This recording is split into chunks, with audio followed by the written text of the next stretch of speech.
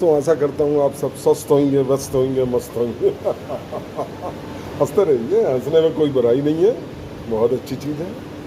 चलिए, आज मैं दोपहर में खाली हूँ तो मैंने कहा आप लोग को थोड़ा रिपीट करवा दूँ।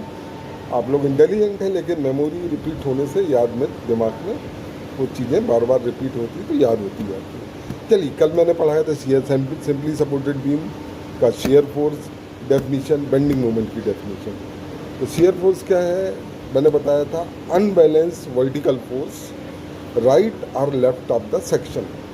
अनबैलेंस वर्टिकल फोर्स है राइट और left is shear force. Bending moment का था sum of the all movement right और लेफ्ट ऑफ द सेक्शन। आप इसको रख लें, बाद में आप समझेंगे, समझना कोई बहुत बड़ी चीज़ नहीं है, आप इस चीज़ को रख लें। ओके, फिर से बेंडिंग मूवमेंट में आता हूँ। पहला अपन ने बेंडिंग मूवमेंट निकाला था सिंपली सपोर्टेड बीम का, ठीक है। अब सवाल ये कि सिंपली सपोर्टेड बीम तो आप और मैंने बेंडिंग मूवमेंट थोड़ा बहुत देख लिया, लेकिन बीम कितने प्रकार की थी? बीम दोस्तों, चार simply supported beam, continuous beam, cantilever beam, fix beam, overhanging beam, 4-5 तरह में बीम को बांटा गया है। सिंपली सपोर्टेड बीम, सिंपल सा जवाब है, दोनों कोनों पे सपोर्ट लगा रहता है, सपोर्टेड। आप वर्ड पे जाइए, सपोर्टेड बीम यानी दोनों कोनों पे सपोर्ट लगा रहता है, उसको सिंपली सपोर्टेड बीम कहते हैं। कैंटिलीवर बीम का मतलब है कि एक कोने में सपोर्ट रहेगा, दूसरा कोना फ्री रहेगा। तीसरा हो जाता है फिक्स बीम। फिक्स बीम यानी कोई सपोर्ट नहीं, दोनों कोने आपके फिक्स हो जाएंगे बीम के, उसको फिक्स बीम कहेंगे।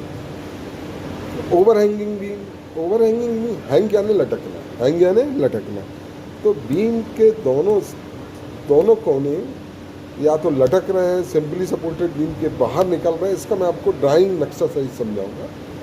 तो दोनों कॉर्नर जब ओवरहैंग करें, हैंग यानी लटके, सपोर्ट के बाहर निकले दोनों साइड, उसे ओवरहैंगिंग बीम कहते हैं। और एक होती है कंटिन्यूस बीम का मतलब होता है कि बीम में सिंपली सपोर्ट 4, 5, 6, 7 जगह लगा रहता है। ओके दोस्तों, अब फिर से सिंपली सपोर्टेड बीम में बेंडिंग मूवमेंट क्या होता है आपको पढ़ा चुका हूँ, एक बार फिर से याद रख लीजिए। ये धीरे धीरे आपको रिपीट होने में परफेक्ट हो, दिमाग में बैठ जाएगा। सिंपली सपोर्टेड बीम में जहाँ सपोर्ट लगे रहते हैं दोनों कॉर्नर पर, बेंडिंग मूवमेंट 0 होता है। अब उसके बाद कैंटिलीवर बीम की डेफिनेशन क्या है? एक कोने में सिंपली सपोर्टेड रहता है, एक कोने में फ्री रहता है, उसमें कुछ नहीं रहता। तो जिस कोने में सिंपली सपोर्टेड रिएक्शन रोड लगा रहता है उसे में बेंडिंग मूवमेंट 0 रहेगा।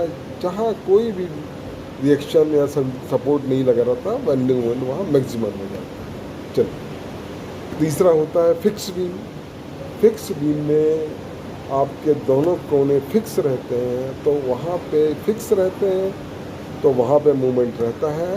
इसका कैलकुलेशन और डायग्राम मैं आपको शाम को या कल बताऊंगा, अभी तो मैं ऑफिस में सिंपल समझा दूँ। ओके, अब आता है, आप लोग को पढ़ाया था मैंने अपवर्ड लोड, डाउनवर्ड लोड। तो ये क्या होता है?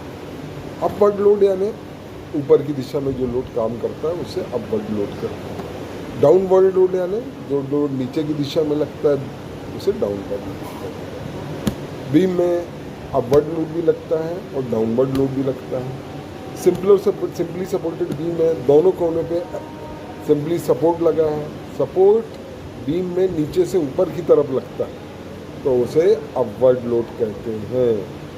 फिर से सुनिए, सिंपली सपोर्टेड बीम में दोनों कोनों पे सपोर्ट लगता है, सपोर्ट बीम के नीचे दोनों कोनों में ऊपर की तरफ कार्य करता है तो इसे अपवर्ड लोड कहते हैं। बीम में यदि सिंपली सपोर्टेड बीम में यदि कोई लोड ऊपर से लगता है नीचे की तरफ, बीम के ऊपर से, तो वो बीम को नीचे झुकाता है, उसे डाउनवर्ड लोड करता है। ठीक है।